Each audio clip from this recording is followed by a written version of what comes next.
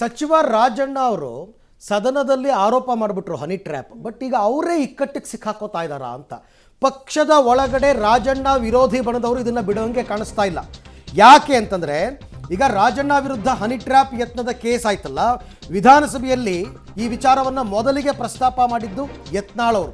ಅವ್ರಿಗೇನೋ ಚೀಟಿ ಬಂತು, ಆ ಚೀಟಿಯನ್ನು ಇಟ್ಕೊಂಡು ಅವ್ರು ಯತ್ನ ಪ್ರಸ್ತಾಪ ಮಾಡಿದ್ರು, ಉತ್ತರ ಕೊಟ್ಟಿದ್ದು ರಾಜಣ್ಣ ಅಂತನ್ಬಿಟ್ಟು ಈಗ ಸದನದ ಚೀಟಿ ರಹಸ್ಯದ ಮೇಲೆ ರಾಜಣ್ಣ ವಿರುದ್ಧ ನಿರ್ಣಾಯಕ ಯುದ್ಧ ಮಾಡೋದಕ್ಕೆ ಒಂದು ಬಣ ರೆಡಿಯಾಗಿದೆಯಂತೆ.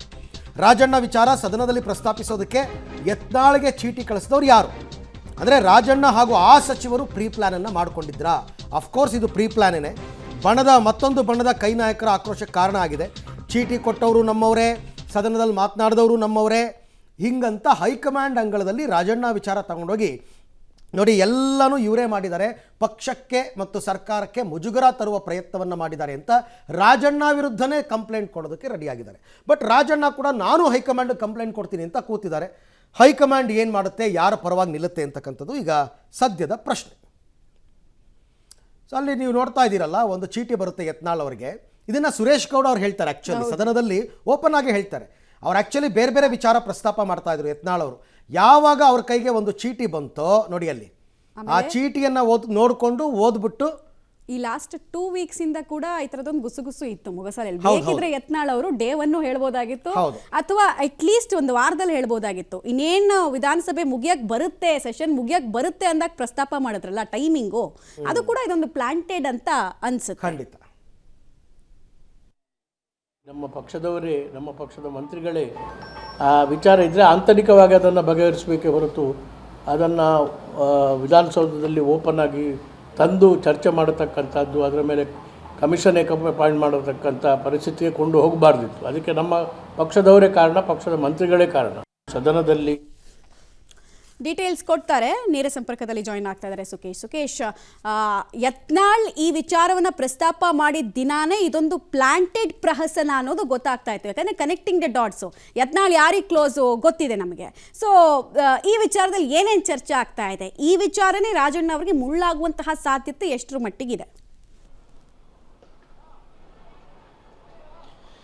ಮಮತಾ, ಇಡೀ ಬೆಳವಣಿಗೆಯಲ್ಲಿ ಈಗ ಏನಾಯಿತು ಸದನದಲ್ಲಿ ಅನ್ನೋದನ್ನ ತೆಗಿತಾ ಹೋದಾಗ ಸಚಿವರೊಬ್ಬರು ಕಳುಹಿಸಿದ ಚೀಟಿಯ ಆಧಾರದ ಮೇಲೆ ಯತ್ನಾಳ್ ಅವರು ಮಾತನಾಡಿದ್ರು ಅನ್ನುವಂಥದ್ದು. ಅಂದರೆ ಚೀಟಿ ಕಳಿಸಿದವರು ನಮ್ಮವರು, ಮಾತಾಡಿದ್ದು ಅವರು, ಆದರೆ ಅದಕ್ಕೆ ಉತ್ತರ ಕೊಟ್ಟಿದ್ದು ನಮ್ಮವರು ಅನ್ನುವಂಥ ಲೆಕ್ಕಾಚಾರದಲ್ಲಿ ಕಾಂಗ್ರೆಸ್ನಲ್ಲಿ ಆಂತರಿಕ ವೇಗದಿ ಒಂದು ಶುರುವಾದಂತೆ ಕಾಣಿಸ್ತಾ ಇದೆ.